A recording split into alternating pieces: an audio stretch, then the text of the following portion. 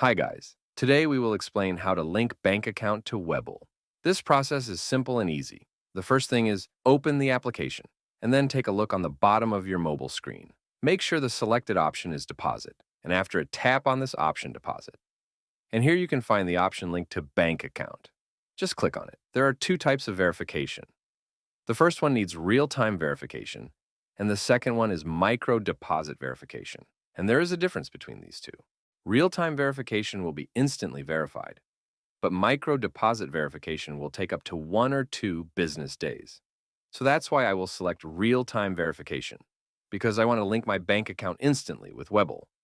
So click on real-time verification and then click on continue. Here you have to select your bank. If you cannot find your bank, then you can also search for your bank. But I will select my bank account Chase. That's why I am tapping on the option Chase, here in your username and password, and click on Submit. And as you can see, my bank account has been successfully linked with my Webull. Now I can do transactions from my Webull to my bank account. And it was the fundamental way by which you can link bank account to Webull.